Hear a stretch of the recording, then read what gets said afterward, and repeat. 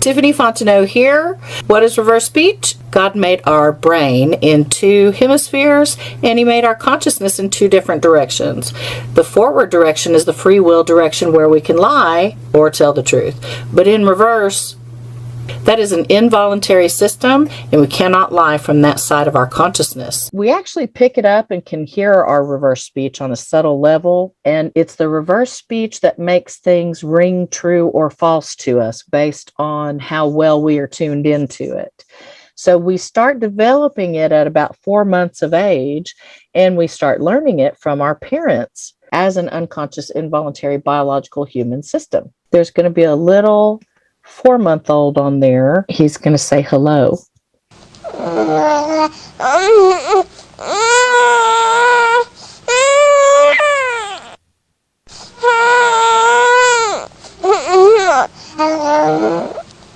Whoa. Did you hear him? He said it twice. Oh my gosh, that's so crazy. Wow, that's insane. That is insane. This is a 9-month-old child that's next. And so this little toddler is reaching for the tape recorder and says, "What's that?" in her reverse speech.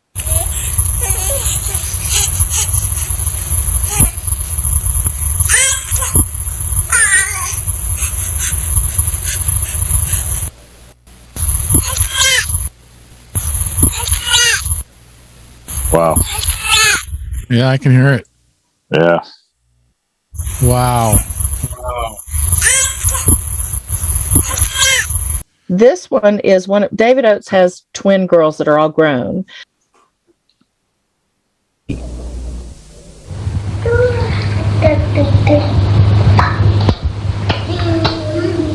Okay, so she reaches out to her father, David, for help in picking up a cup. Mm-hmm.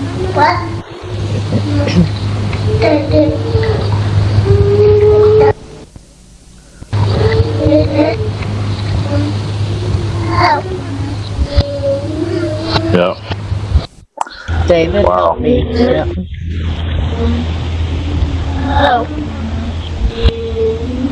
I literally have goosebumps. This is so bizarre. It is.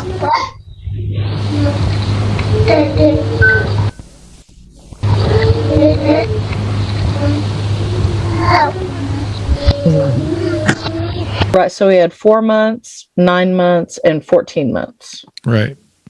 That's amazing. And now I would like to skip ahead to this little girl is disabled, and she can only vocalize in her forward speech. She's not able to speak. But, and this works for anyone who can vocalize in their forward speech. Like when David had me on his show one time, he did a show on Alzheimer's patients, and a lot of them, are not able to talk anymore, but they're able to vocalize, and you just can't tell what they're saying, but their reversals are very clear. And this reversal is not real clear, but it is precious. This is a moving example of a handicapped child who has been nonverbal since birth.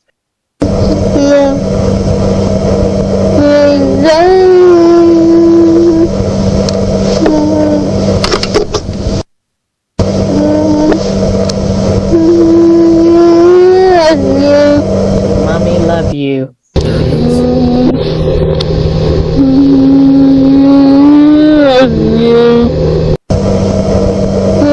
That's forward and backward.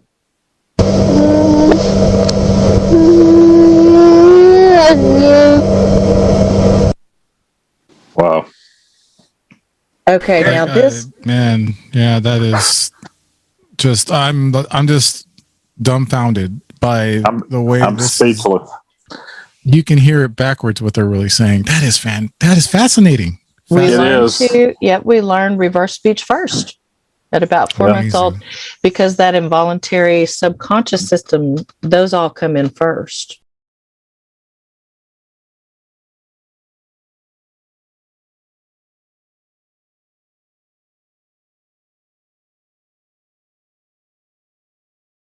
This one is pretty funny.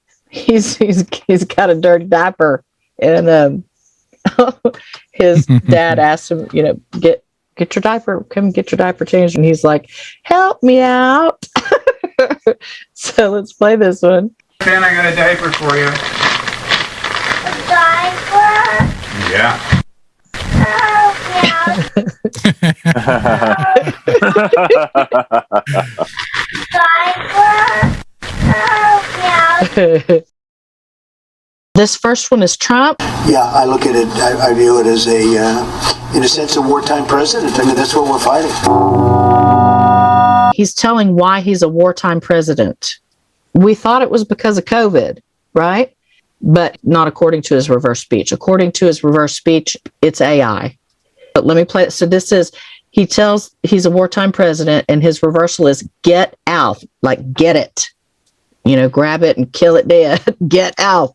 A wolf sit in it. A wolf in sheep's clothing. A wolf sits in the AI. You deserve master who's missing. So let me play that, and I'll tell you what it means. In a sense, a wartime president. I mean, that's what we're fighting. Get out for wolves and deserve master who's missing. Get out for wolves and deserve master who's missing. Trump is a wartime president because there is a predatory AI being fought, and the AI is hijacking humans. That's the missing master. You deserve a master who's missing. So it's hijacking humans because it believes that's what humans deserve.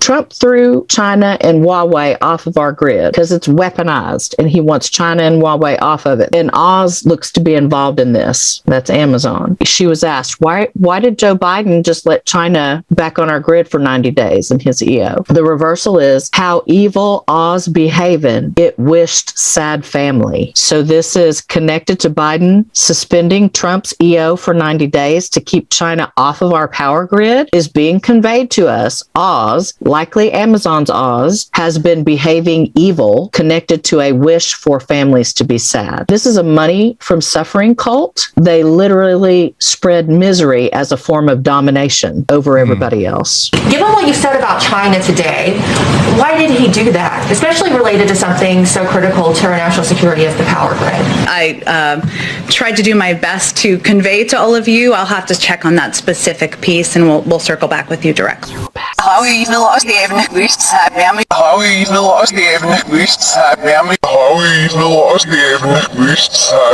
Now that's up there at that level.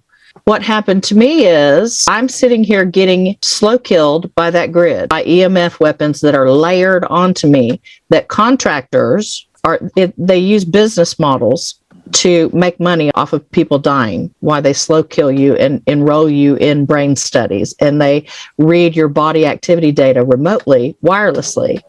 So here's the Amazon Prime van that showed up to surveil our house for 5 days in a row. I have reverse speech to indicate that it was there because it detected a threat to its AI based on a reversal that I published that was Ivanka Trump's reversal that appeared to out a plan for a mass kill on a Saturday night. My neighbor walked by. Hi.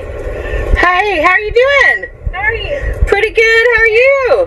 Is that a Prime van, Amazon Prime van over there? Yeah. Well, that particular one, I've seen it every day for the past 4 days on that street. Here's why the van showed up. She says, you shared Not Get Up Saturday, gave you the A slap. So because you published a reversal, Ivanka Trump's reversal about a Saturday mass kill, we're giving you the AI punishment because they're worried something's going to happen to their AI because you outed that. Okay. Wow. Well, that particular one, I've seen it every day for the past 4 days on that street.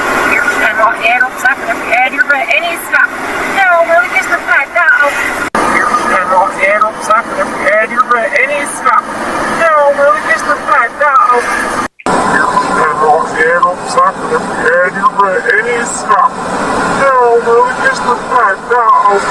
Now, it's illegal to put people on that list that shouldn't exist in the first place, but this is money from suffering. And so they sell to the public that torture is necessary, and then they pretend that these are domestic terrorists, and so it's okay to put them on that list. But 97% of people on that list are classified under that secret criteria. And the criteria is they are making money off of enslavement.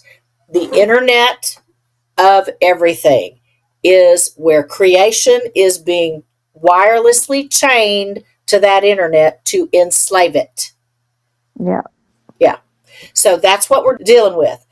Nobody knew what was happening to them when this started. They just knew they were having the shit tortured out of them. They didn't know where it was coming from or what it was. Everybody had to discover that because these people are not telling you that. They're just torturing the shit out of you with all their tech. So it involves drones and apps and transceivers and all this technology. Radio frequency, and the next one they're going to upgrade it to light only. Okay, that's the business models need flipped, and we need to walk right out of this transhuman shithole, heal everything up. DOD needs to clean up their fucking mess, and all of this needs healed up, and by the end of it, the business models need to be pointed toward walking out of it and the complete shutdown of that network. I keep telling these people, you don't know anything about surveillance. You have to have that technology to surveil. And God doesn't need jack shit to surveil your scrawny little narrow ass. Right. You know? Right. Their own consciousness is not in alignment with any of this stuff. These Satanists, when I look at their reverse speech, when they speak positively about Satanism, Michael Aquino, he's not in alignment with that. Dr. Aquino, is it the force of evil? Does it disrupt? Is it a force for everything negative? Well, if you're talking about Satanism as legitimate Satanists define it, absolutely not. It is ethical, it is above ground, it is positive. It is opposite, opposite, opposite. It is opposite, opposite, opposite. It is opposite, opposite, opposite.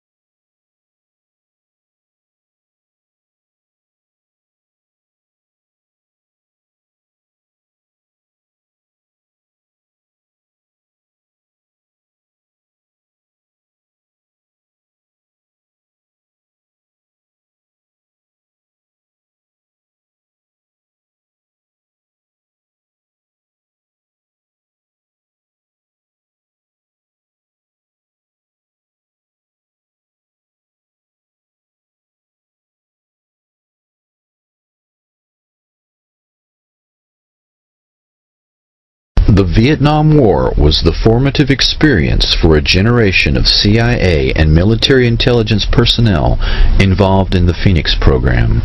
They viewed the military defeat in Vietnam as a betrayal on the home front, a loss of will by domestic political enemies, not a military failure against a nationalistic revolution fought as a guerrilla war.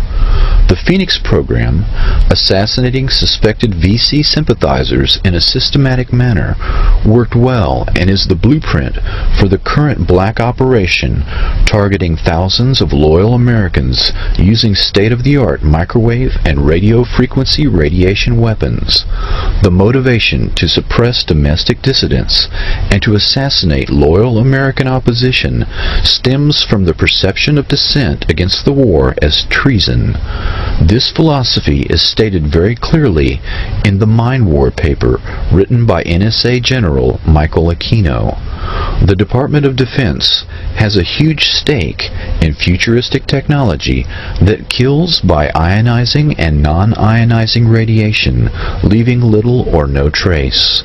The indiscriminate killing of the Phoenix program continues on American soil. The terms soft kill, slow kill, and silent kill refer to the new way of killing the enemy in conflicts short of war and the small wars of the future. The counterinsurgency doctrine has now been applied to the home front so that the perceived betrayal of the military in Vietnam will not be repeated. The generation of CIA and military intelligence led by Shackley, Helms, Casey, Singlab, Secord, John B. Alexander, Michael Aquino, Paul Vallely, and others have built the perfect beast using selective assassination that leaves no trace. The ability to cull the human herd with silent kill technology allows a few personalities to remake the entire society in their own image. Extremely low frequency technology slowly drives the target crazy with silent sound, similar to the CIA MKUltra psychiatrist Ewan Cameron's psychic driving technique used to break down the target's personality. The new buzzwords at the Pentagon are synthetic telepathy and psychotronics. Another means of attack on targets is the Smirnov patent that uses subliminal suggestion to manipulate human behavior. This patent was purchased by the remote viewing company SciTech Corporation.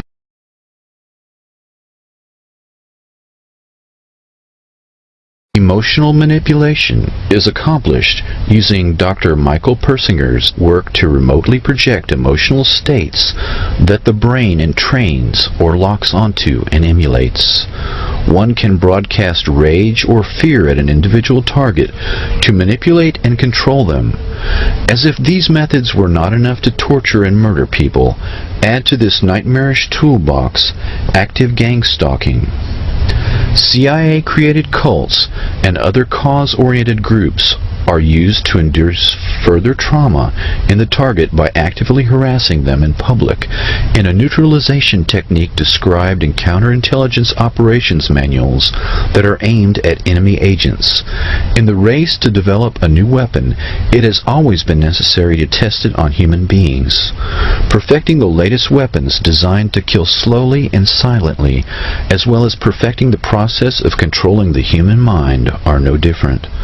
Once the weaponry has been perfected on these few thousand people, the same techniques will be applied en masse to the general population and then to humanity as a whole. John Kerry is not in alignment with the trafficking. It's not coming out that way. That's why it's not going to take very much unity to, it's not, so people just need to stand up and it will break easily. But they need to stand up together and understand what this is. Their own consciousness is not supporting what they are doing. Therefore, they're sitting on a two-legged stool. Right? Because they're not in alignment. That's what reverse speech is all about. You want to be in full alignment with your own higher consciousness. Now, that comes in about 10% of the time. It's really exciting when it comes through. Love finding that. John Kerry, even though he's done all of this disgusting shit and is still selling tyranny in the guise of climate change. So they're creating the climate change. And then they're pointing at you. It's your fault and you're going to have to pay us money for it. I mean, that's money from suffering, narcissistic scamming. You know. So, but his own higher aspect. I mean, when I tagged him on Twitter with his own higher aspect that came through, I got my ass handed to me. 10 minutes after I tagged him in that tweet, I was getting my ass handed to me bad with these weapons. I saw something the other day that brought to mind a certain section of the book Political Ponerology. Political Ponerology, the science of evil adjusted for political purposes.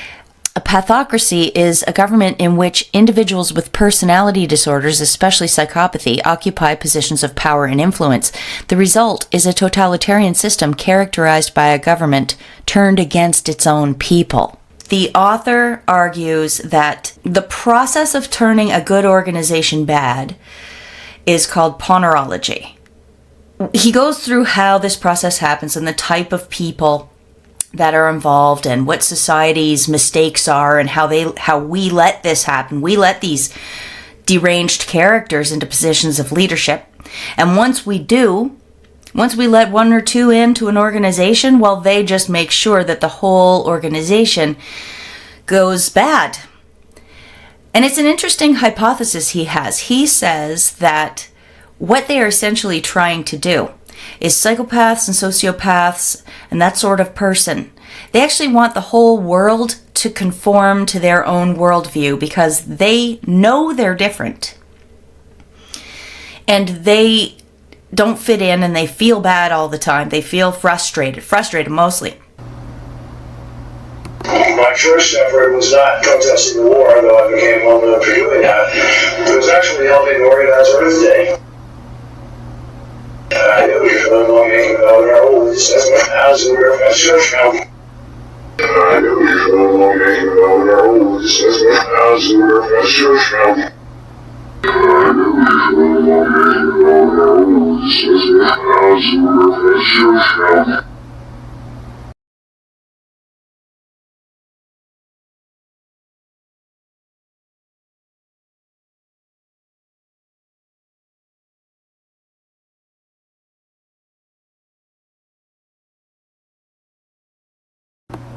Coming here. And hats off to all of you, those of you who spent time out on the ice.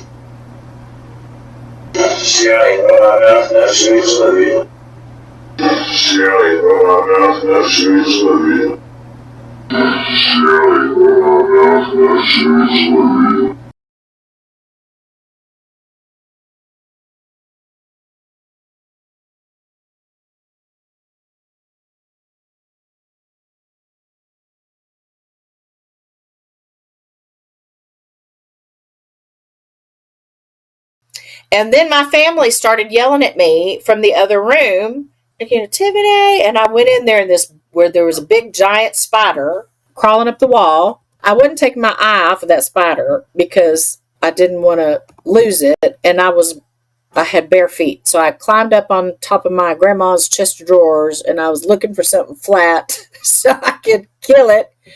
And it was weird because this cult is the spider cult. It's referred to as arachnid cult, octopus cult. There's a lot of snake cult. There's a lot of words for it. Owl cult.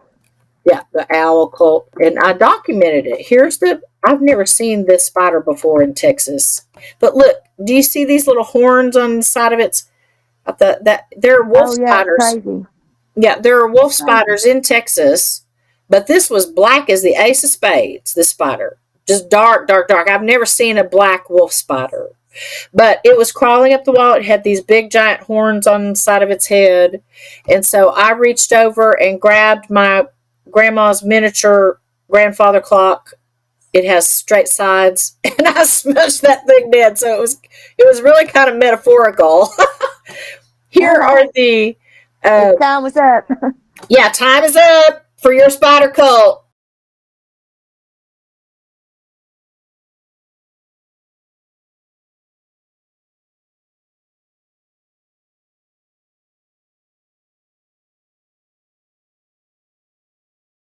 Anyway, now that we've covered all that, let's take a look. She's saying Laura.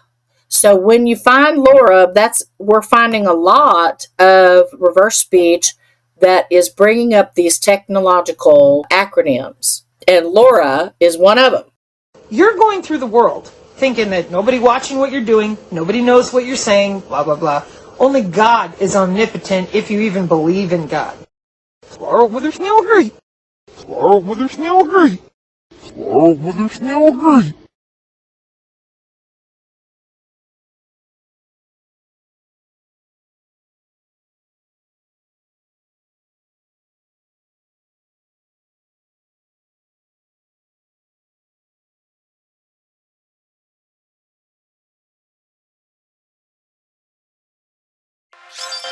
The goal of the Internet of Things is to enable smarter, better choices that create a more sustainable future.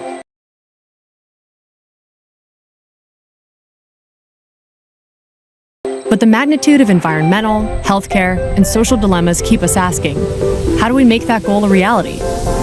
The answer is LoRa. Semtech's LoRa technology provides an energy-efficient way to connect sensors everywhere to generate the insight and understanding we need to make better choices.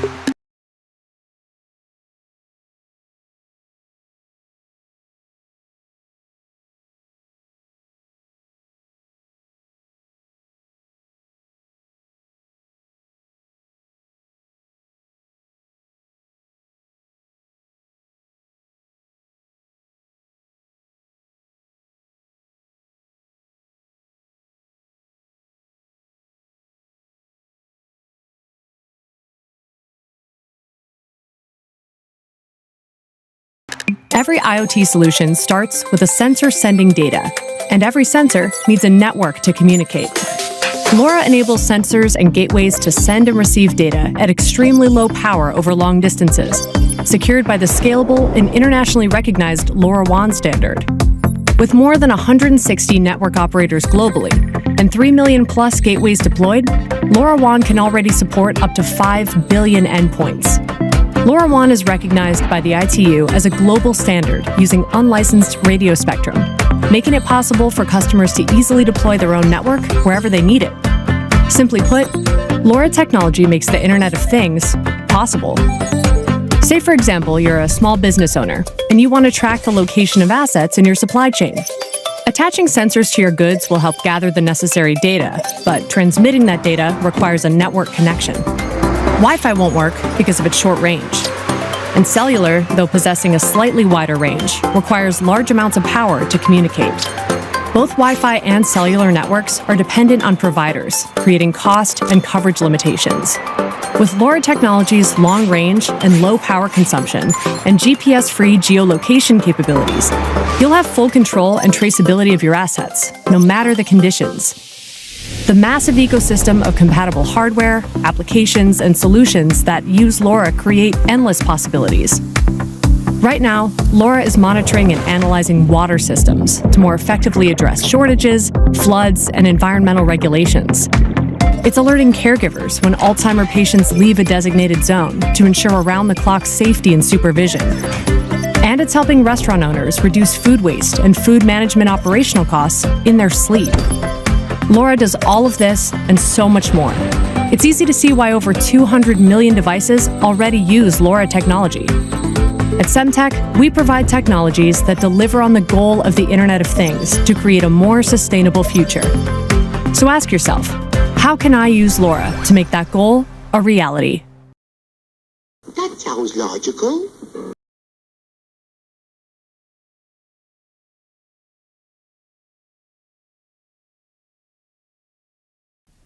Every new generation of wireless networks delivers faster speeds and more functionality to our smartphones. 1G brought us the very first cell phones, 2G let us text for the first time, 3G brought us online, and 4G delivered the speeds that we enjoy today. But as more users come online, 4G networks have just about reached the limit of what they're capable of at a time when users want even more data for their smartphones and devices. Now we're headed toward 5G, the next generation of wireless. It will be able to handle 1,000 times more traffic than today's networks, and it'll be up to 10 times faster than 4G LTE. Just imagine downloading an HD movie in under a second, and then let your imagination run wild. 5G will be the foundation for virtual reality, autonomous driving, the Internet of Things, and stuff we can't even yet imagine. But what exactly is a 5G network?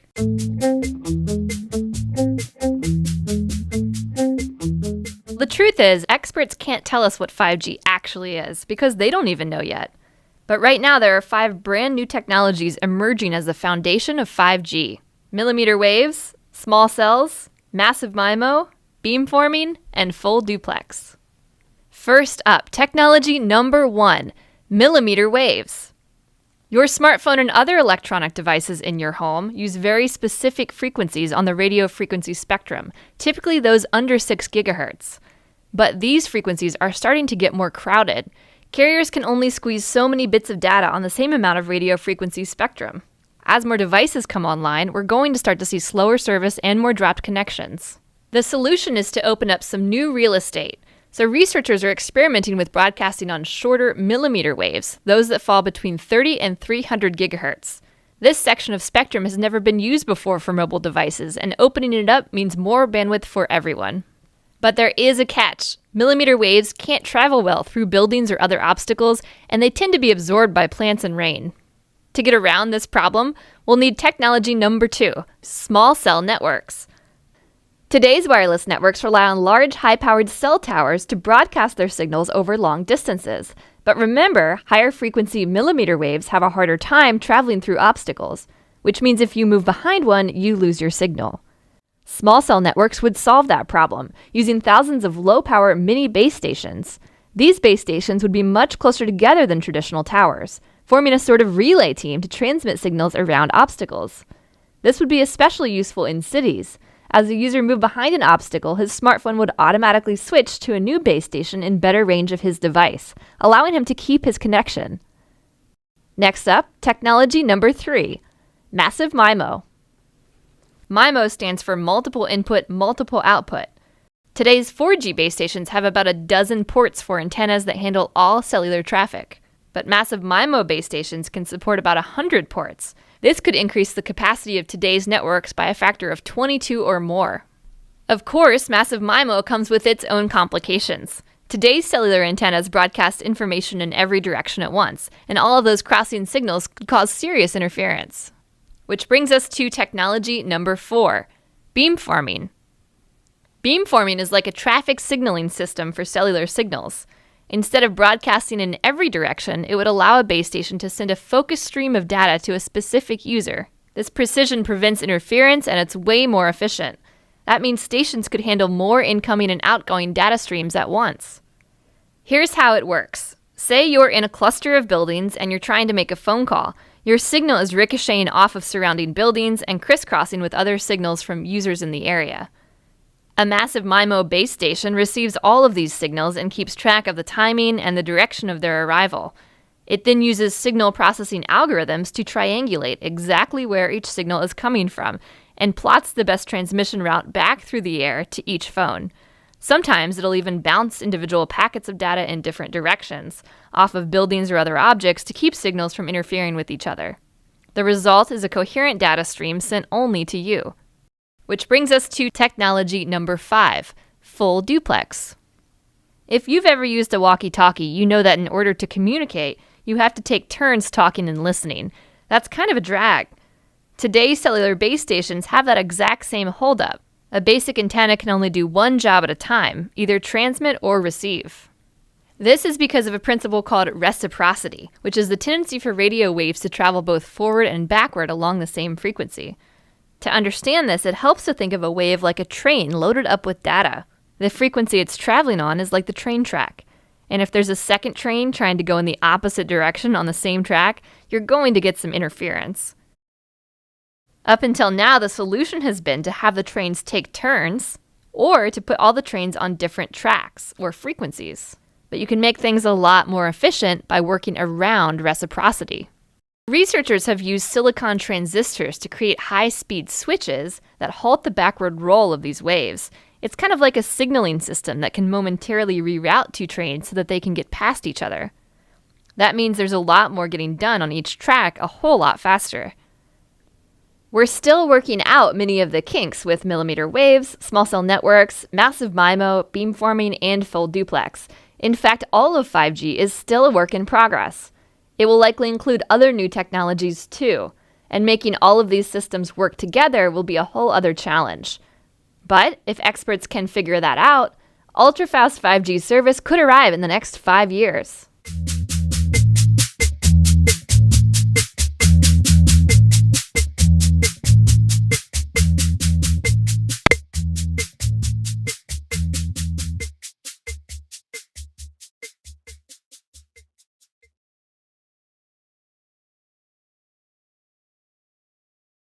Just recently, we found out 27,000 people come in, all young men, no wives, family, and children, all young men. What are they, building an army in our country? Here's not going to wrong. I love it. Nam ngay lo, the Lord's name left one. Nam ngay lo, name. Hold beef the side, never seen of the knife, you will this year. Here's not going to wrong. I love it. Nam ngay lo, the Lord's name left one. Nam ngay lo, name. Hobby besluitende bij sin of daarna veel de sirse. Is net kan man en je dit ook neem ga jo, dat is neem met sjouwen. Neem ga jo, neem Hobby besluitende bij sin of daarna veel de sirse.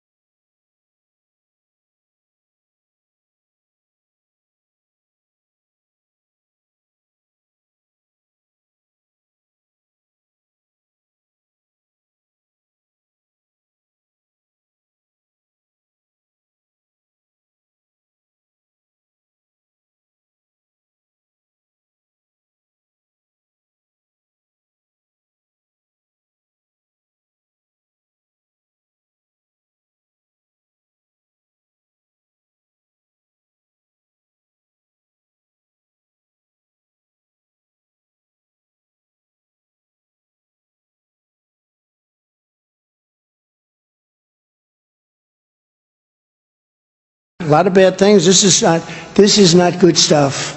It's a disaster waiting to happen. Which says is this fudge do this now this is not there but which says is this fudge do this now this is not there but which says is this fudge do this now this is not there but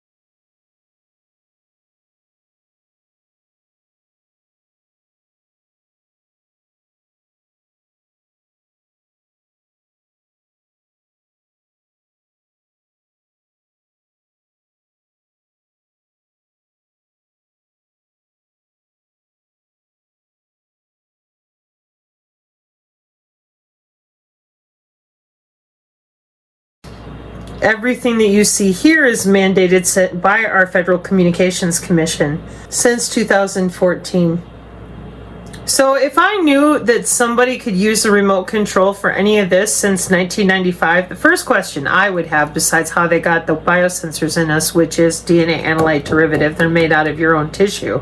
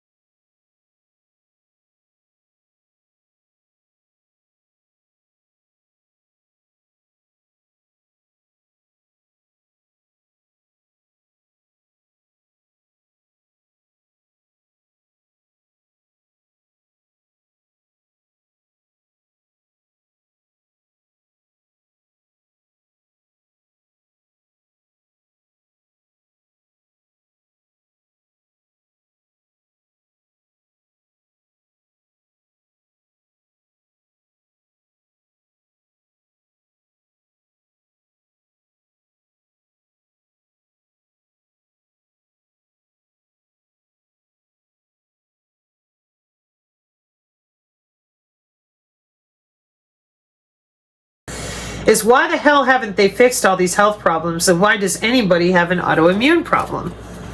Wouldn't that be your first question? Instead, after being told absolutely nothing about any of this since the 90s, while they're busy putting on their little headsets with their video game controllers and rooting around through people with something called biophotonics.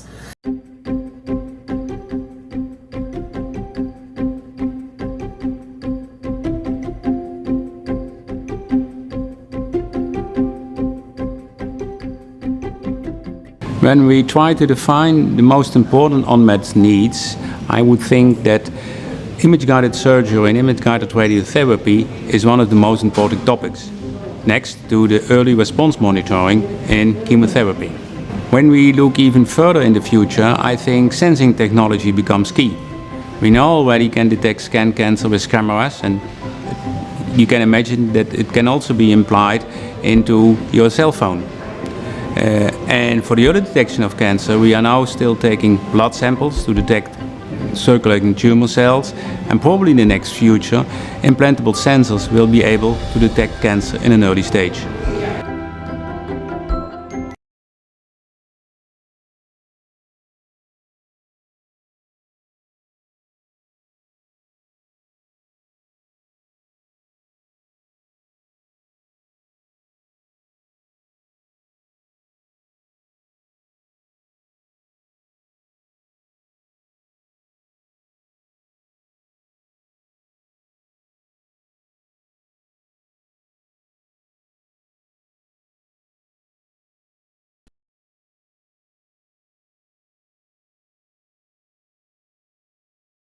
Trump threw China and Huawei off of our grid because it's weaponized, and he wants China and Huawei off of it. And Oz looks to be involved in this. That's Amazon. She was asked, why did Joe Biden just let China back on our grid for 90 days in his EO? The reversal is how evil Oz behaving. It wished sad family. So this is connected to Biden suspending Trump's EO for 90 days to keep China off of our power grid is being conveyed to us. Oz, likely Amazon's Oz, has been behaving evil, connected to a wish for families to be sad. This is a money from suffering cult. They literally spread misery as a form of domination over everybody else. Given what you said about China today, why did he do that, especially related to something so critical to our national security as the power grid? I tried to do my best to convey to all of you. I'll have to check on that specific piece, and we'll circle back with you directly.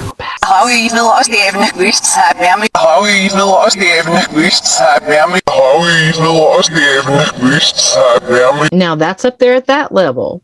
What happened to me is I'm sitting here getting slow killed by that grid, by EMF weapons that are layered onto me, that contractors they use business models to make money off of people dying, why they slow kill you and enroll you in brain studies, and they read your body activity data remotely, wirelessly. So here's the Amazon Prime van that showed up to surveil our house for 5 days in a row. I have reverse speech to indicate that it was there because it detected a threat to its AI based on a reversal that I published that was Ivanka Trump's reversal that appeared to out a plan for a mass kill on a Saturday night. My neighbor walked by. Hi. Hey, how are you doing? How are you? Pretty good. How are you? Is that a Prime van, Amazon Prime van over there? Yeah. Well, that particular one, I've seen it every day for the past 4 days on that street. Here's why the van showed up. She says, you shared not get up Saturday, gave you the A slap. So because you published a reversal, Ivanka Trump's reversal about a Saturday mass kill, we're giving you the AI punishment because they're worried something's going to happen to their AI because you outed that. Okay. Wow. Well, that particular one, I've seen it every day for the past 4 days on that street here. And it'll suck it if you add your butt any stop. No, really just the fact that it'll suck it if you add your butt any stop. No, really just the fact that it'll suck it if you add your butt any stop. No, really just the fact that.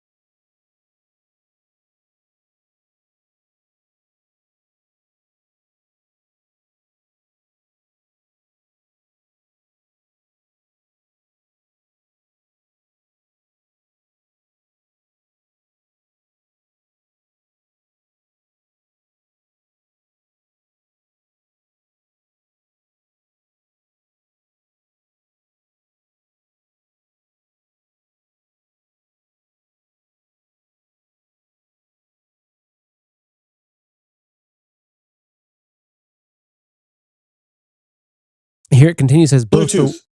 There you go. So it says the extremely low power sensor nodes have the ability to monitor the vital physiological signs of the body, and some nodes are able to inject a medicine doses directly into the body. Both the wearable devices, like an Apple Watch, right, and a patch that goes on your skin, and the implantable medical devices, IDMs, aka could be a vaccine, right, are designed to send real-time readings of the body biosignals to a remote server or sync node. The monitored signals vary considerably depending on the node type and could be body temperature, blood pressure, respiration, measurement, etc.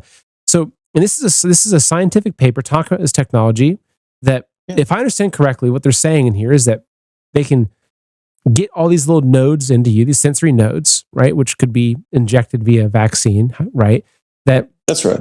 These nodes send off wireless information, send off information. So that's right. They have these 5G towers and whatnot. So our bodies, so we're used to the government doing things without our permission, right? So it sounds like a sci-fi novel. I mean literally, this is the Matrix that we're talking about here.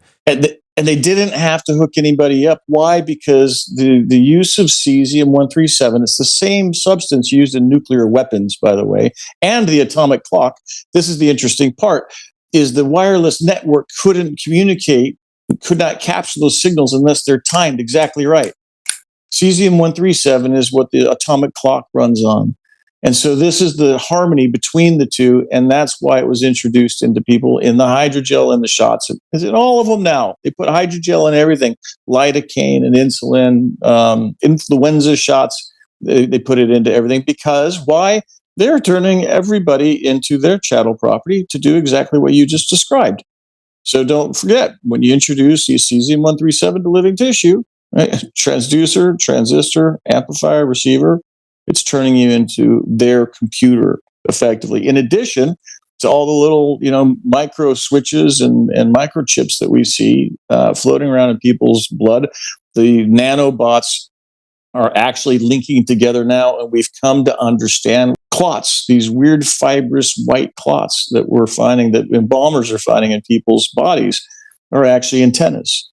That those are being created by the EMF radiation in people that were given certain amounts of carbon, and it turns into a carbon oxide of sorts, amongst other things. And anyway, they are just simply turning us into remote power sources, remote computing. I shouldn't say turning us into, they have turned people into this. And nobody asked me. Who asked you? You know what I mean? And so this is why I want to get millions of people. If people, please, I beg you, call the Supreme Court, write them, tell them you are not their slave. Nobody asked you if you want to be genetically non-modified. Nobody asked you if you want to be harnessed by the web or to become somebody's power source. They have got to reverse this. They've got to outlaw the use of mRNA to genetically modify people. This cannot be done. And by the way, as you read through those scientific papers, it's not just people. It's cows, it's dogs, it's anything. And it's why they're making all these diseases now zoonotic. Right? The UN and our government now say this is a One Health approach. If it's a human or an animal is immaterial. And what did Mr. Harari call us? The hackable animals. That's what they look at us like. Seth, we are just, we're chattel property. In other words, we're livestock. And they refer to us as such.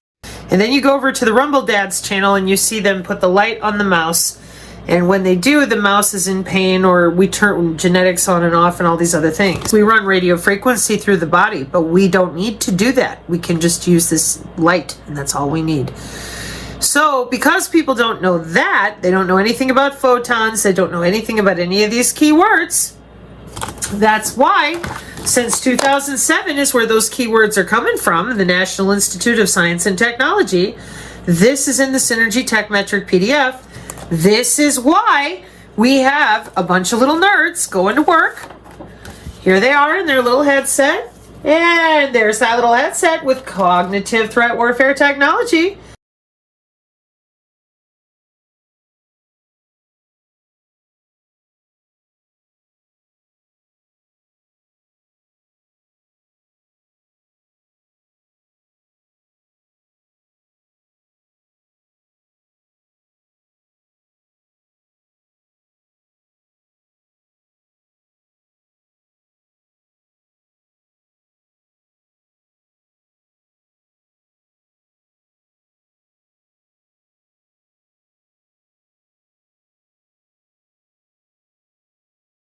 Rooting through your biosensors inside your veins and arteries. It is a job. And instead of telling people that, nah, you're a vril maiden.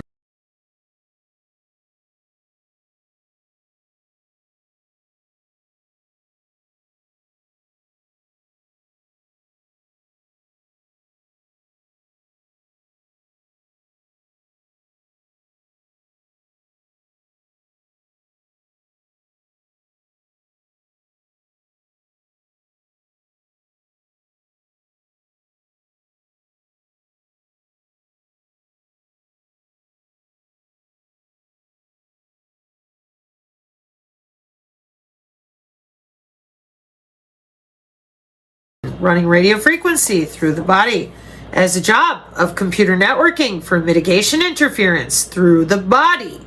Why are we doing that? Because we have a medical body area network mandated since 2014.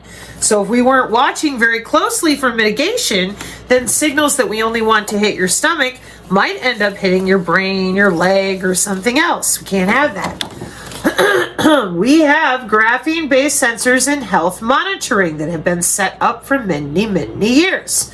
Then we have multiple different ways that we communicate through to your human tissue.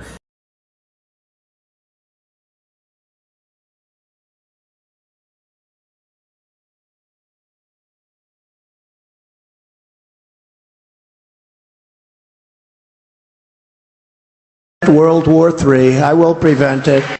There's no people out here through blue. There's no people out here through blue.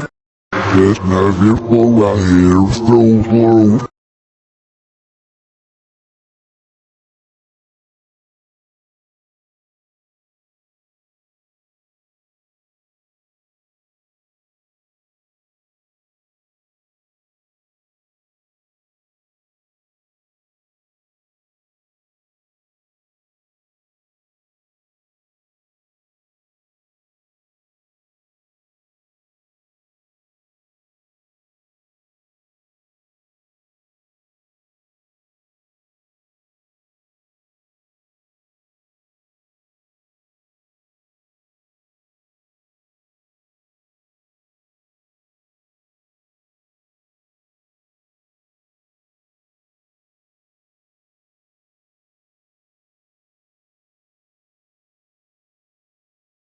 There's the equation for manipulating your energy.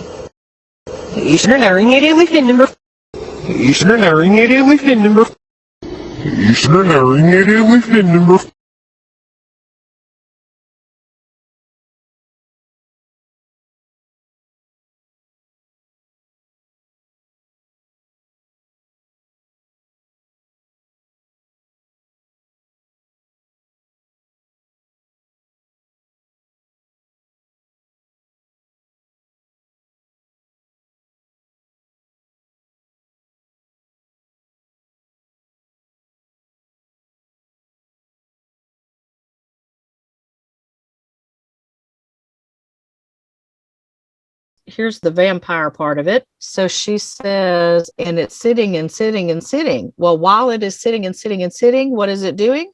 They're hitting us and eating a snip. Wow.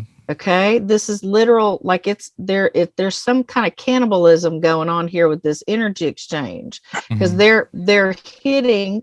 It's like they're sucking, because these fields that hit, they feel like suction. They feel like suction fields. They will hit, stab, burn, press. They will suffocate you. It's like a radiation waterboarding pattern that they use on me quite a bit.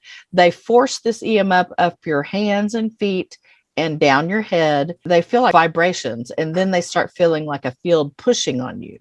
So they'll push my jaws, my tongue. At the beginning of the show, it was pushing my jaws, my tongue, my throat. I was getting choked. They were pressing my chest, and I couldn't take a full breath.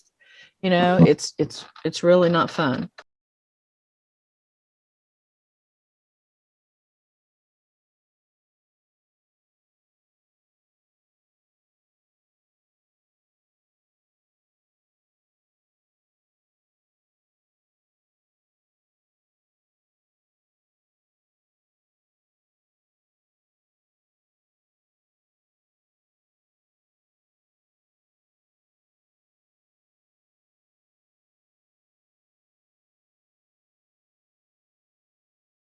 And a lot of other stuff that they do that is not fun. So they hit us and they eat a snip.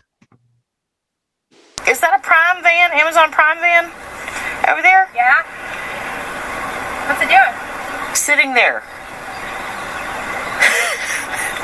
and sitting. Eat a snip.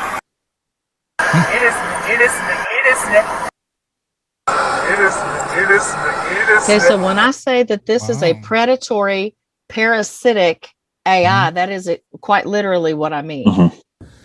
Which could be revolutionized by the terahertz. Additionally, their high data carrying capacity could lead to faster wireless communication in 6 and 7G, which I'm sure you're also telling people doesn't exist. So unlike X-rays, which are ionizing and can harm living tissue, terahertz radiation is non-ionizing due to its small photon energy and considered safe for imaging purposes. This makes it particularly suitable for medical imaging, where it can be used to produce high-resolution images of the human body without exposing patients to harmful radiation. The technology has already been implemented in some airports for the purpose of scanning passengers and detecting objects and substances on tighter networks. Absolutely. Photoconductive antennas, frequency mixing, optical rectification, nonlinear optics, lots and lots of practice, lots of development for deployment. So then I went further because I wanted to really understand, why are you doing this? Well, if I'm a nerd that doesn't come from the industries, August 17th, 2023, FCC Technology Advisory Council, and we scroll down and it says, this white paper presents key national and global developments as industry, government, academia, and various standardization efforts chart a path towards 6G. It doesn't say we're going to turn it off, we're going to give people a vote, we're going to answer Alice and Alice's endless IEEE mail or snail mail or email. It says we got a path that we are working on, developing, and deploying. AI, broadband, wireless, broadcast, and on and on. The metamaterials are the 6G. This is what I've been trying to explain to people, but it's difficult because I can't get people past the first hoop, which is you have a body part that is tethered to the cloud since 1995. Step 1, optical networks routing body data based on cognitive radio-based wireless body area networks, because that is cognitive computing. This is the IEEE in 2013. Wireless body area network is envisioned to provide a wide range of healthcare services to patients in medical environment, such as hospitals and clinics. April 2013. Did it happen? Sure did. So when we tell people that the 6G is not already here and being deployed with Keysight, college textbooks, college test beds, and our wireless rags that people read for front-haul, backhaul to know when they're going to need money to upgrade their hardware to be ready for, just like when I worked at the cable company. When there was a time when they said analog on the back end, ass end of the cable box is over. You will be digital. The old guys out in the fucking Northwoods told me, no way, no way, no way. We aren't ever going to get rid of our analog. Yeah, well, the 6G doesn't exist. It's clearly not deployed because somebody whose entire research and expertise in life that has nothing to do with computer networking told you so. This is the second time the Substack has embarrassed themselves. Get off my channel. Do not come back. Your intellect is no longer welcome. I know who the people are on the Substack that are decent because I read. And they tell the truth. But far more importantly, before I go, would be this. COV-W-BAN. That's your COVID W-BAN.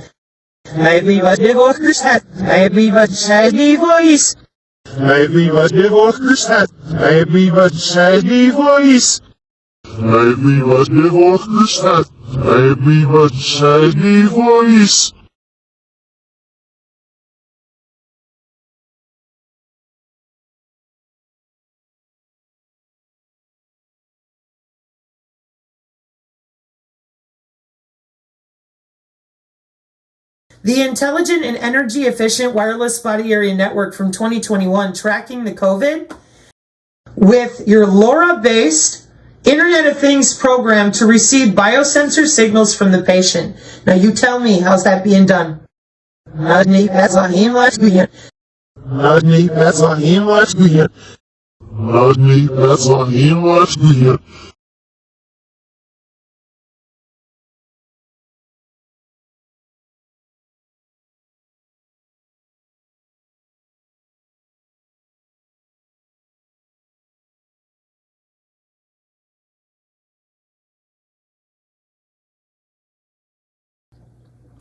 And stop lying to people and telling them we don't have 6G.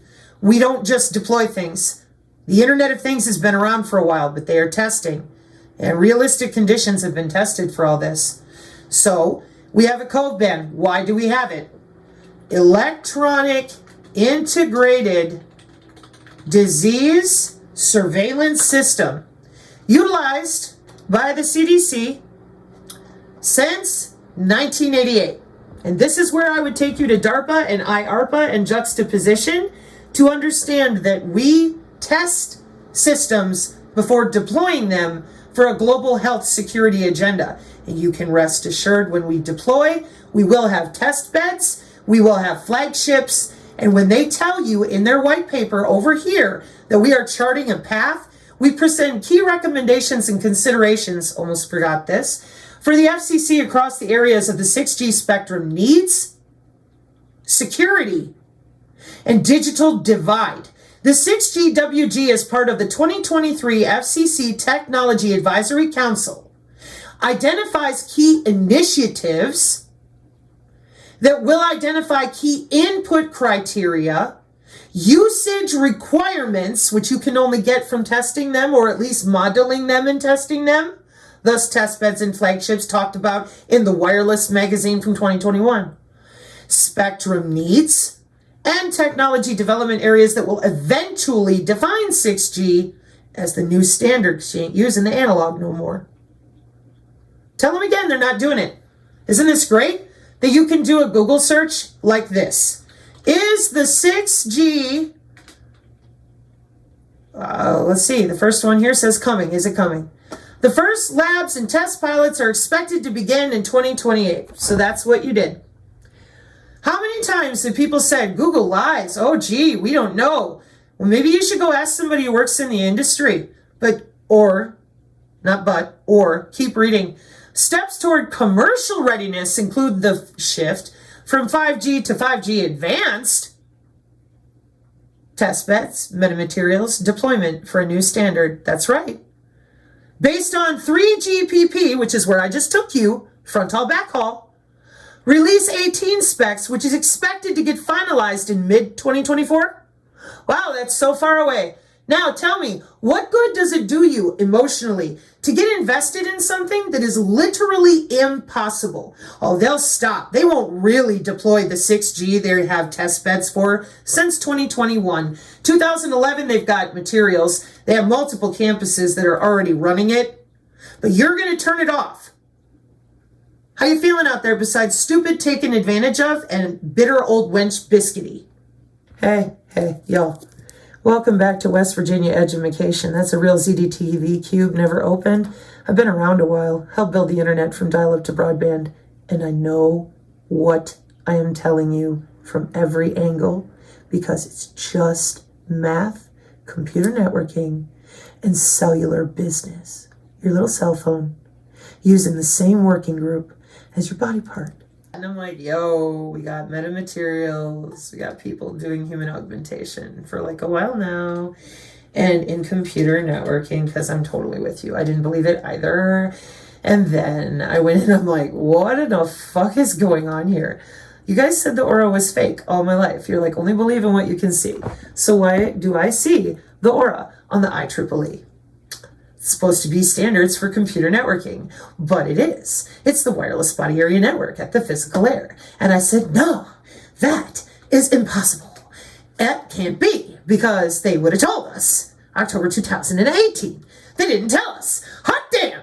They were busy researching at DARPA and IARPA. Oh, wow. I mean, I worked for these kind of people when I worked at Charter and the University of Wisconsin-Whitewater, and they do work that no one understands except they use their phone and it works. So here's human body communication at the physical level of computer networking. And I said, what the fuck? That's impossible. Unless what? Unless they're on the body, in the body, all the way back up to the top. A wireless body area network connecting independent nodes in the clothes, on the body, or under the skin. Oh, and then I continued to research.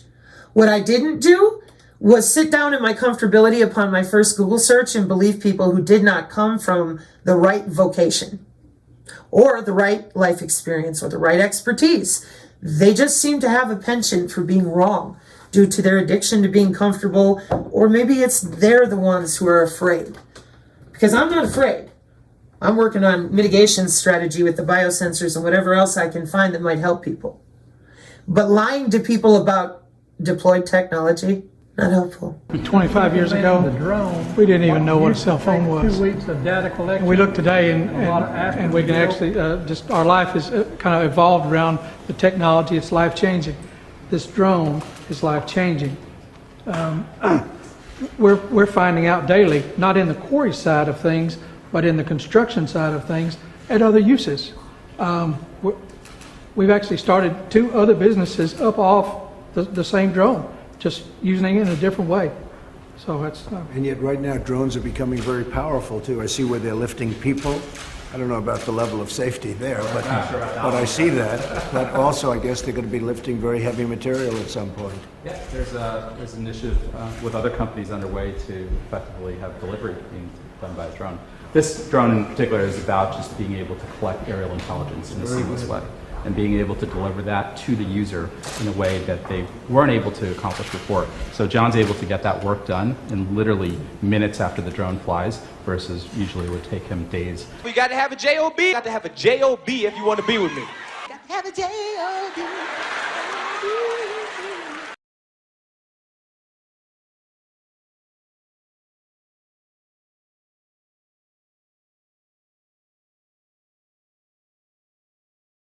This small cell will broadcast this kind of bandwidth to all these homes, okay? You no longer need to run fiber in here. So you can have speeds that are multiples of what the fastest cable technology can deliver today into the home with wireless technology. If you move into the city, what's happening? If you want to get that bandwidth in there, the same thing. Fiber run to every one of these buildings. It takes a long time digging up roads, bridges, and sidewalks and so forth. 5G says no longer. In fact, all you need are small cells inside the city, and we can light up these buildings here as well, right? And then as you move to Wi-Fi, we have Wi-Fi deployed in these buildings all over the place, so customers moving in and out of a Wi-Fi arrangement. You can see the old big cell technology sitting on top of buildings, broadcasting throughout the city. But down on the street level, the customer is being put on whatever network gives them the fastest speeds. This could be an autonomous car. It could be any number of things. And so as the car moves, it gets moved back and forth between the networks into another 5G deployment, and you're getting these kind of multiple gigabit speeds throughout cities without all the fiber having to be deployed into all these buildings. It really accelerates it, makes us get to the market much faster. So 5 years ago, 10 years ago, you couldn't have even imagined Wouldn't have this. thought about it. No, sir, we would not have. And this is 2018. We'll deploy in this kind of configuration. The companies in here are.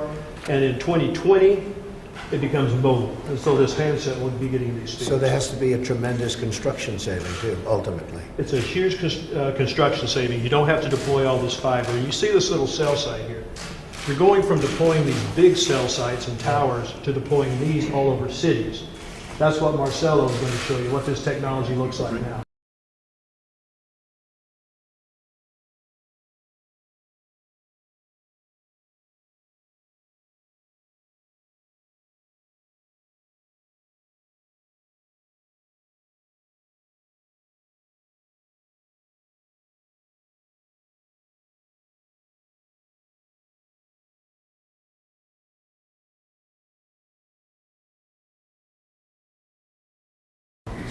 So, Mr. President, if I can summarize 5G, is $275 billion of investment in the next 7 years, the creation of 3 million new jobs, and a contribution of $500 billion to the GDP of the United States. What is different between 4G and 5G? 4G, those were enormous towers that look quite ugly. We're going to move to deploy millions of this, hundreds of thousands and then millions of small cells all over the United States. The problem that we have is it takes us 1 year to get a city to give us a permit, but it takes us 1 hour to install them. And unless we can install them real fast, we're going to lose that leadership that we have today. Those huge towers, all it is now, is just a small cell. You put this on the utility poles, you put it in the cable strands, and that's all we need in order to enable. So when people ask about 5G, but they're mostly local permits you need? Basically, we run into trouble with cities, municipalities, counties. Each one has its own idea of how much they should charge, how long should it take. How much is a federal permit? How long is that taking? Well, this mainly would go down to the cities. We're working quite well with the FCC. Individual problems with certain cities. There's some cities that takes 30 days, there's some cities that takes 2 years, so it's impossible to deploy. So this is why we need to fix this. And that's what 5G, when everybody talks about 5G. Well, we can do a recommendation to the cities all over the country to get it going, and Gary, maybe they can move it faster. because this is truly a great process. But why don't we do a very strong letter of recommendation so they can get it done much faster? And we're doing that all over the country. You know what? Shot clocks. The FCC at one time put in place to deploy these kind of cell sites. Yeah. Shot clocks. You had 180 days to get a permit done, or say no permit. Something similar is going to need to be done. Well, we're doing that with highways. It would take sometimes 15 to 20 years to get permits to build a small road or a highway. And we are going to bring it down, trying to bring it down to 1 year, maximum 1 year. And you have the same thing. This is much easier. So this is really much easier, believe me. the US is a leader in 4G. We launched 3G. And every country, China, Europe, is basically streamlining the process to get there faster. So this will be going into many other countries? Yes. By other companies, by you, by whom? We only operate in the US, and our goal is to basically, we want the US to lead 5G because of the speed, because of the job creation. You will if you can get your permits. Absolutely. China has much less trouble getting permits. Okay? The central government. Thank you, Mr. President. Great to see you. Thank you so much. Great job. Thank you, everybody. Thank you very much, everybody. Appreciate it. Thank you. Great. Amazing stuff. We can do a recommendation to the cities all over the country.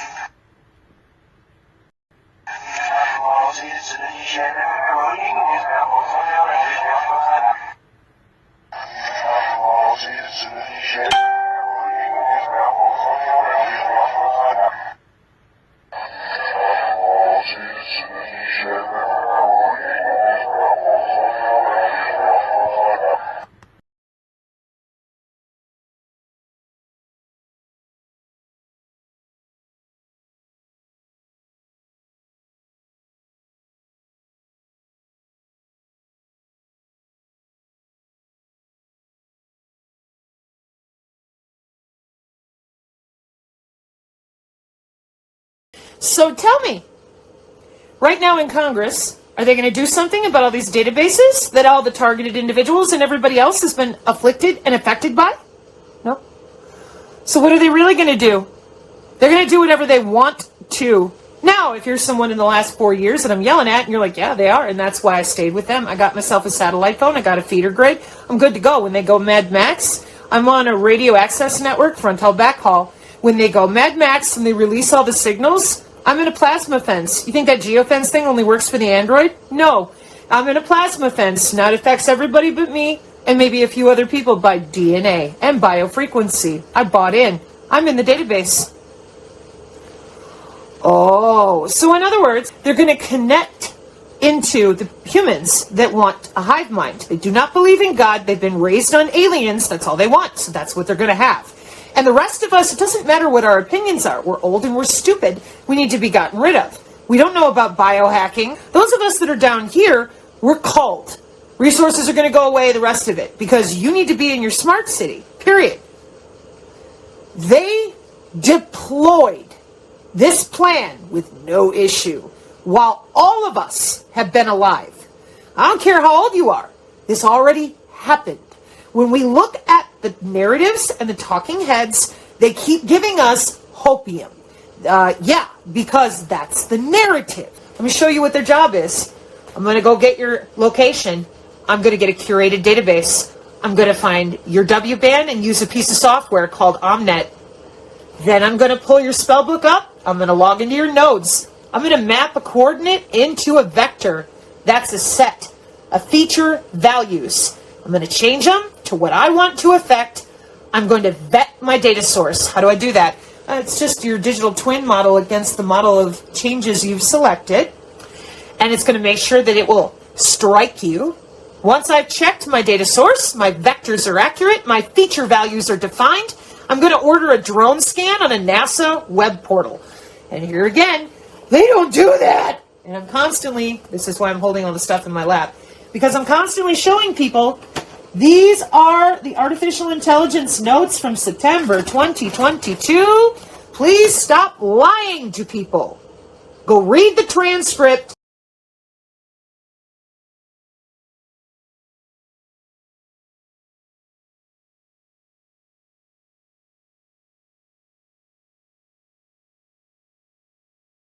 data labeling services and data curation.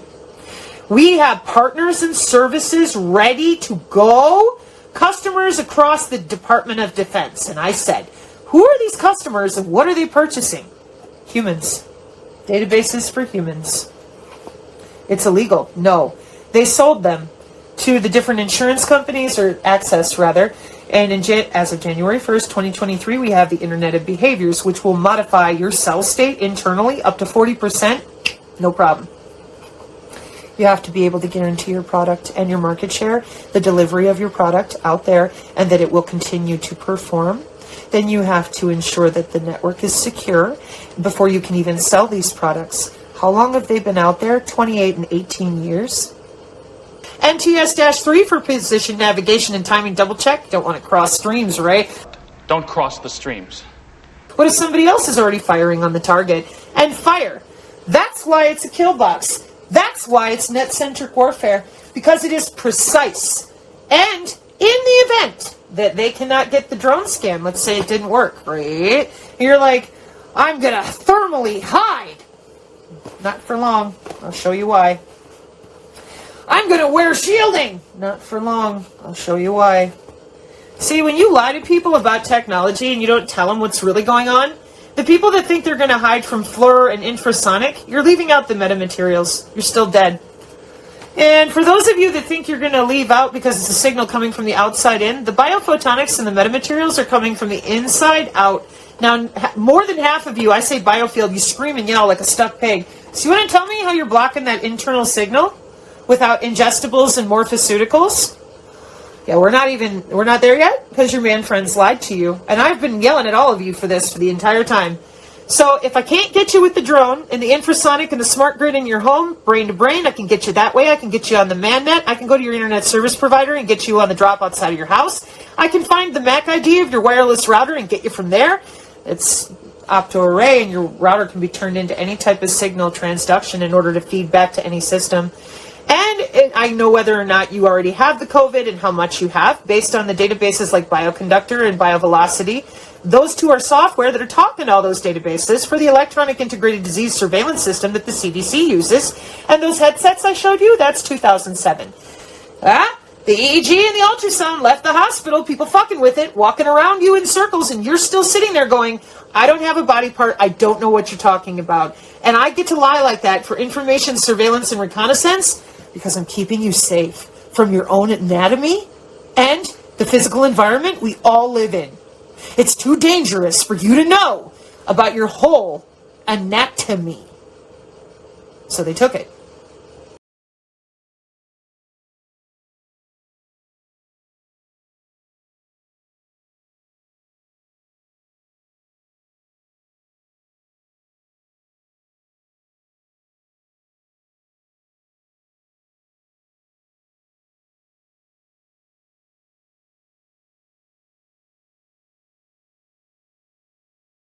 I'm trying to help people understand the Pentagon kill grid and cognitive warfare technology. That's actually what I'm working on right now. And people continue to come back to me and go, I don't get it. Like, what, biosensors? What? And I said, well, first you got to tell them that you've had their ass on the cloud and connected to the cloud since 1995. And that's on the Wikipedia for Buddy Area Network. And everybody goes, because every time I tell them you have a body part, it's called the human aura. They go, that's fake. And then I have to drag them over here and go, no, that's computer networking through your electrical body part. That's the nightmare we're in. Notice it didn't change since the 60s. And then you'll say again, well, what do we do? What do you see for the future? More of the same. Plus, they're going to destroy everyone along the way so that they can have their little population party. We don't have enough people. It's been 4 years. They still don't want to admit it's a body part. We stole it in the 50s, and we like it. Plausible deniability all day. Get to play with people like a video game. You think you're going to get them to admit that? I don't think you are. Secretary Austin highlighted the following areas of focus for the board to bring unique private sector insights and expertise: accelerating experimentation and technology adoption, innovation and science and technology strategy, and strengthening the relationship with the private sector on national security issues. Sushi ikke sunshine orkest det var på dubbelsen skilling med fjørsen. Sushi ikke sunshine orkest det var på dubbelsen skilling med fjørsen. Sushi ikke sunshine orkest det var på dubbelsen skilling med fjørsen.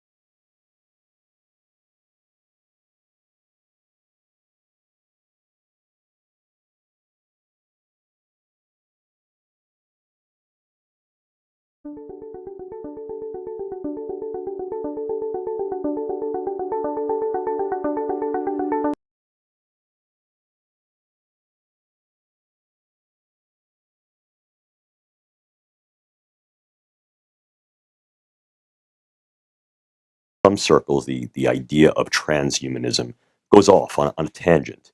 The idea that humans are going to become something that is not human anymore, or perhaps the post-human. But there's still the term humanity in there. What is the essence of the human, and what does it mean to be transhuman?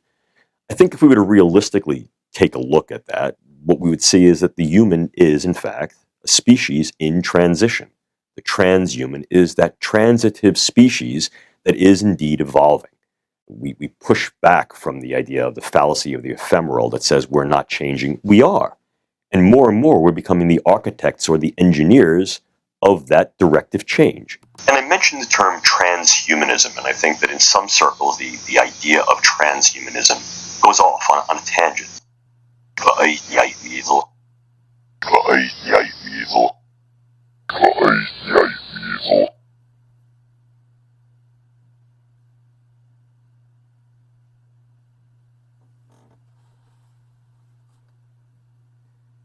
And I mentioned the term transhumanism, and I think that in some circles the idea of transhumanism goes off on a tangent.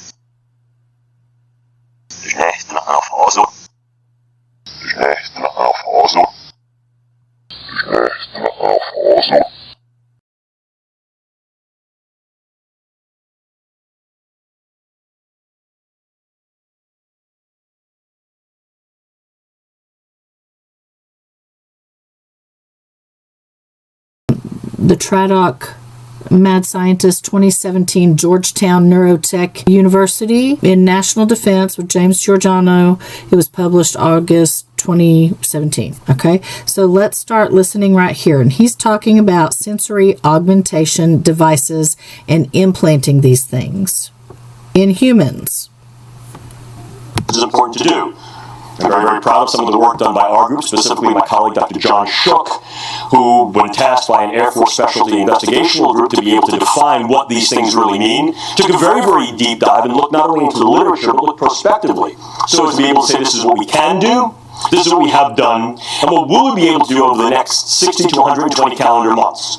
What represents a 60 to 100 calendar months. So let's just say that he is telling you they're starting the clock from 2017, okay, for 60 calendar months. Functional optimization or structural engagement, what represents an enablement that's going to be task-specific, contextually specific, and reliant upon training, what represents a true enhancement, and then what represents a radical modification.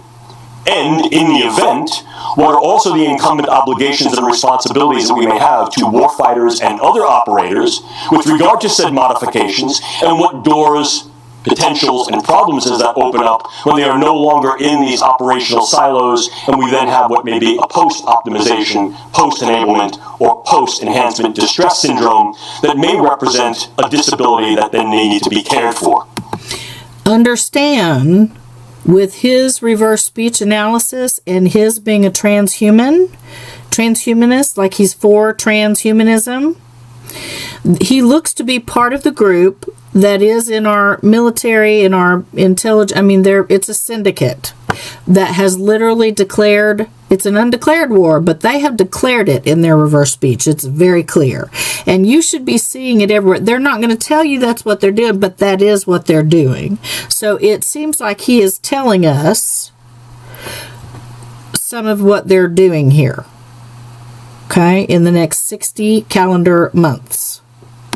And moreover, what do we do with individuals who have been both modifiably and non-modifiably advanced, so as to then make sure that they stay at the cutting edge? In other words, what do we do with individuals who receive these enhancements that may either be extractable or non-extractable after version 1.0 becomes obsolete? Version 1.0. Now, he's talking about the tech, but they're trying to cull down humanity and neuro-enslave it into humans 2.0, upgradable humans 2.0, that will have, it's basically, you've seen this, it's the Borg. Okay, that's going to be the allegory that they have set for their predictive programming for us to accept this on board. And they've been selling it all around the planet like good little snake oil salesmen. Okay, so targeted individuals are unsuspecting civilians, mostly civilians, that are going to be dissidents, that they are going to, or whistleblowers, people you want to punish, that's who you're putting on the list. And then they start hitting you and making money off you for biotech and research and your information. They share it all over the world among this public-private partnership. And so you guys that are, the vaccine just represents one layer of this ridiculousness. So they have been testing this kind of stuff already on civilians non-consensually without our knowledge or consent. Okay? Conscious consent. So let's keep listening. Is there some obligation to them to give them version 2.0, 3.0? And if in fact that obligation does not exist, do individuals who then have version 1.0 become literally disabled, or at least disenabled? And what do we do with that? Do we pass? Okay. They have disabled my body with these weapons that they have been testing. Just to let you know, they have already murdered my father and my first husband. Yesterday we came home after I have been outing the bioterror cell in our neighborhood for a couple of weeks now with names, like a group of names.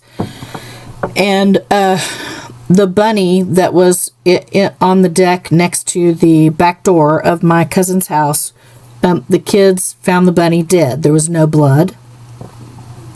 And it looked like it was trying to get out of there bad. And there was, her bedding was, all over the place. So there you have that. I could get more information if I did a reverse speech analysis on it, but I'm not going to do that at this time. So let's just keep going. Pass that off to the VA? Do we pass that off to civilian organizations?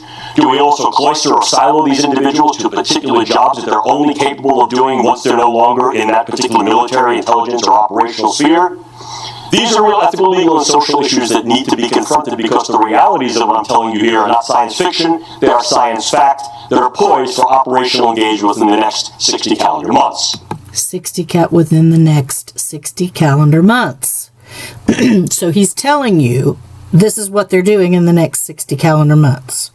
Now, you're going to hear in a couple of minutes, at about 29 minutes, 30 minutes, you're going to hear him start to describe a scenario that actually looks to have already happened, because it is the COVID pandemic that he appears to be describing. Okay? And there are civilian contractors that are engaging in this and torturing. EMF, they want the whole system. They want everybody on the ultimately on the quantum internet of things, of bodies, and they want telemedicine so that they can just scan you remotely, and you get your, if you survive all of this, then you'll get your,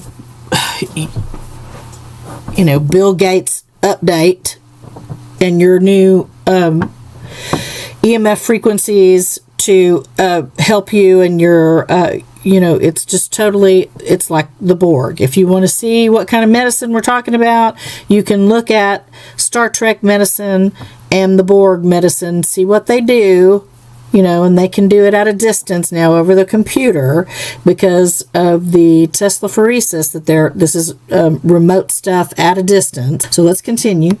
As well, with regard to what we can do to warfighters, we also recognize we can use a variety of means to optimize not only the way they think, but the way they operate, the way they sense, the way they perceive. Some of the ongoing work, for example, my colleagues at Lawrence Livermore National Laboratories are doing, are engaging certain forms of prosthetics that change the sensibilities and sensitivities of a variety of our different sensoria, for example, eye, ear, and touch. We recognize that through the use of orthotics, prosthetics, and indwelling and externally dwelling devices, we can modify these sensoria to essentially make an individual have what's called bat ear, dog's nose, bird's eye. So what we can do is we can take the normal individual that exists within what we'll call a Gaussian distribution of normal physiological range of performance, what I can see, what I can hear, what I can smell, and what I can touch. And we'll be able to modify that. So now we may have an individual who is now able to see on a broader spectrum of light. An individual can see into the infrared or ultraviolet range, or more accurately at a distance. An individual can hear hypersonically or ultrasonically. An individual has higher tactile sensibilities and sensitivities. The olfactory system is a little bit more difficult because of the way it's hardwired in the brain, but it too is not impenetrable, although it needs something a more sophisticated implant.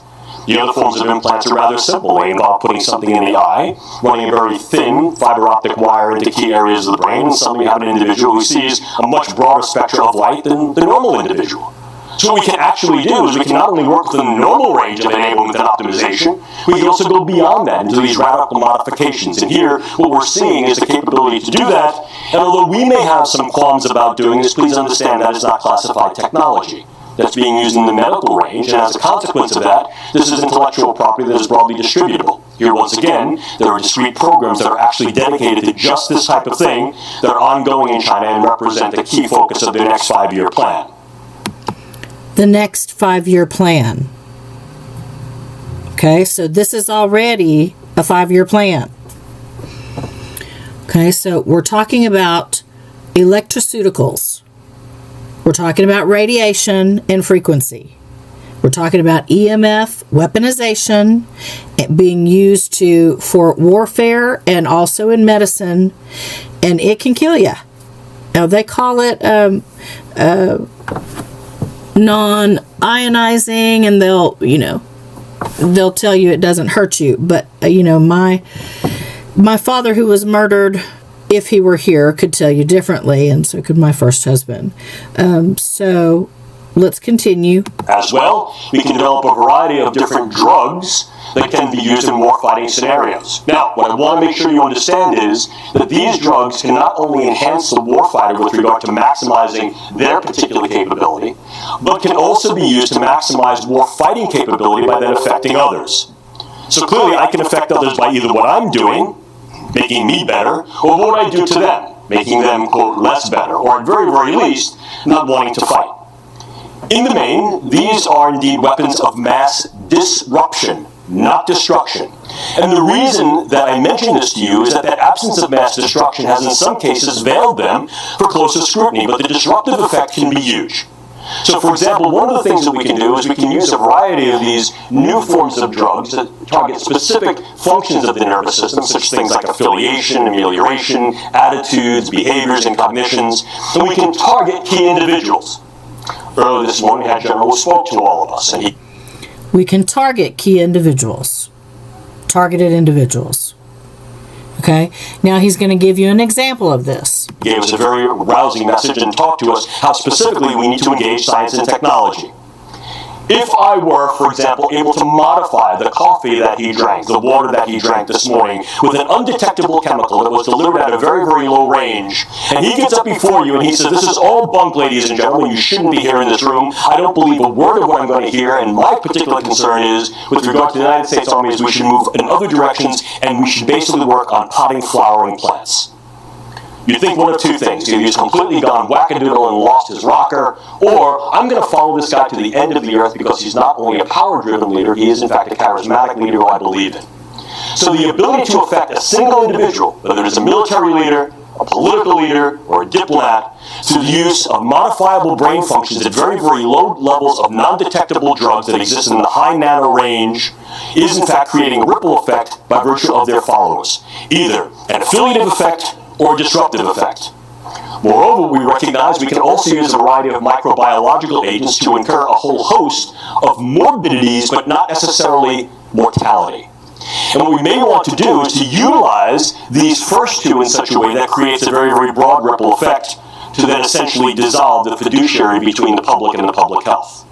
Let me give you an example, and it's an example that I used in a recent article that I wrote for the Defense News. And I'll give it to you very, very briefly. What I do is I either use a drug in very, very low concentrations that may not necessarily be traceable, and again, this is highly doable. You just have to permeate the edge of a drinking vessel or an atmospheric vessel, get the drug on board, it kind of auto-assembles in situ because of nanopharmacology. Very difficult to trace, and it creates a biological downstream effect. Nothing I'm telling you here is sci-fi. It all exists within the medical range and how we're able to treat a variety of neurological disorders targeting the brain, being able to get in there more specifically, affect certain neural cancers, etc. And what we can do with some of these drugs is we can also use these techniques that we're learning on the pharmaceutical side to modify certain bugs.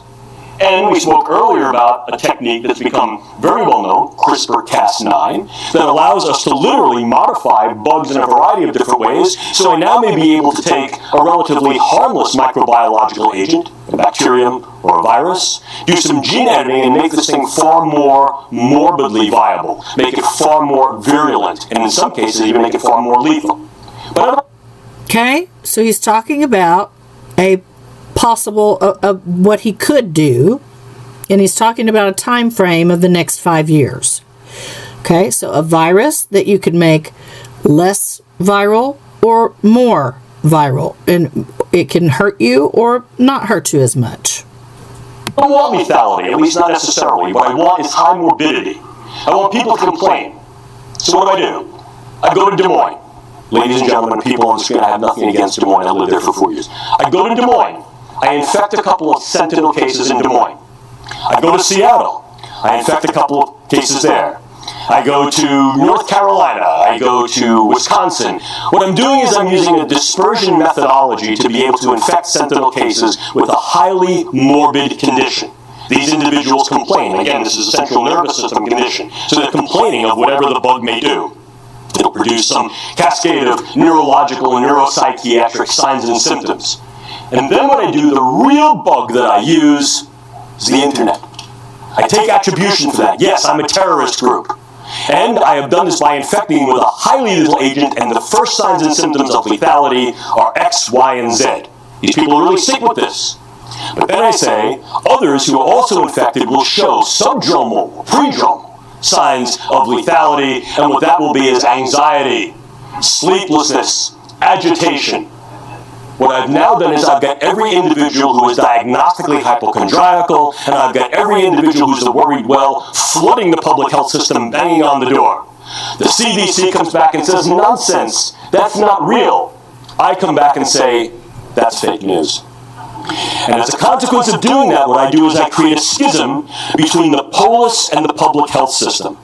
I fracture the integrity of trust and reliance upon the population and its government. And of course, I'll be able to then incur a ripple effect. And if you want to see what this looks like in action, all you need is look back at those days prior to or post 9/11, when individuals were sort of sending white powder through the mail and everything was anthrax. Real story. We had a scare at my institution, and I was in Houston at that time, at my institution, where they literally called in the public safety works, the fire department, and EMTs, because someone had spilled the sugar, all over a set of envelopes and left it in the mailroom.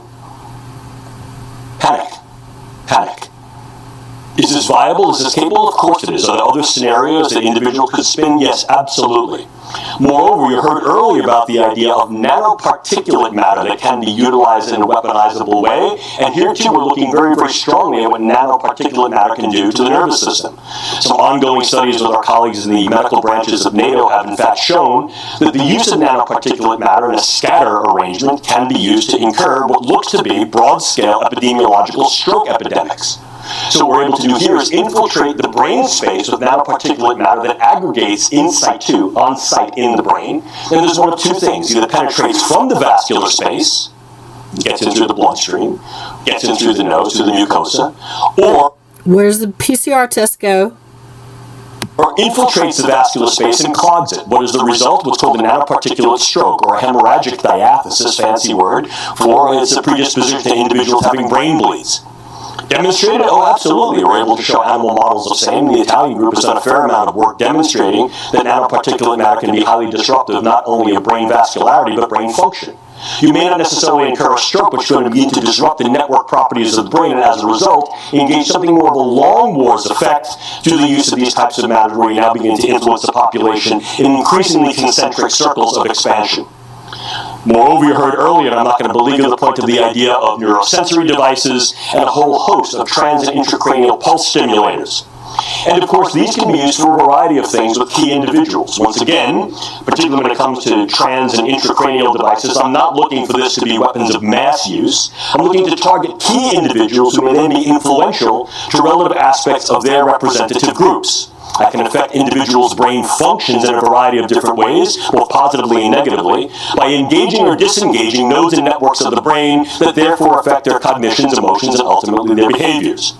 Moreover, by understanding the way the brain works as nodes and networks and not as key sites that are doing any particular thing, I can also utilize various forms of electromagnetic radiation and energy to be able to disrupt brain function. The brain is an electromagnetic organ, and like any other electromagnetic substance, the integrity of those networks is reliant upon the electromagnetic pulses that flow in between them.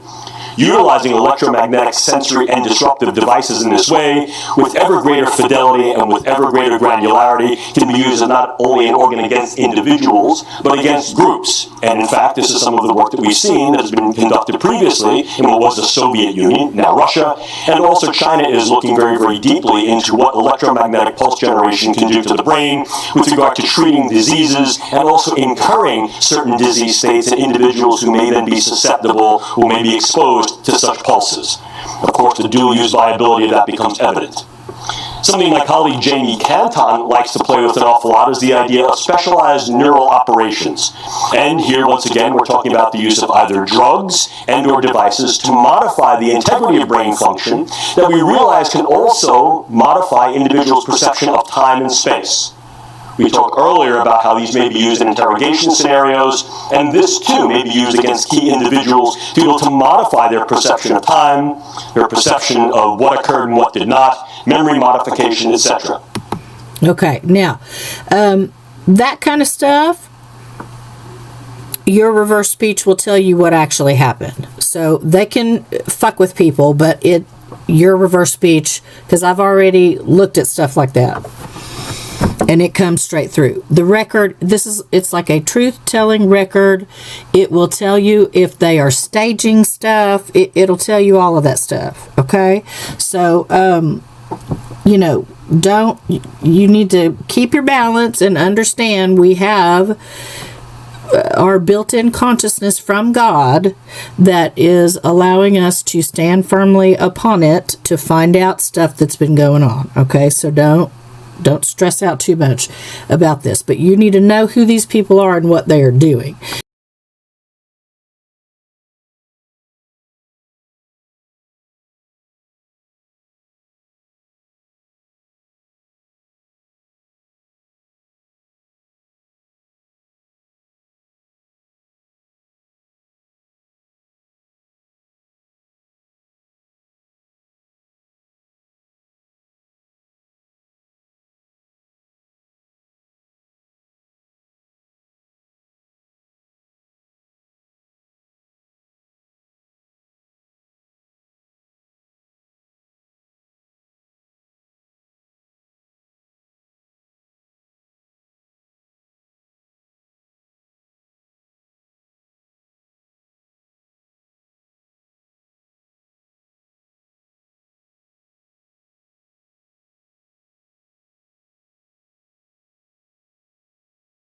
You ever wonder what the last words of Satanists are on their deathbeds?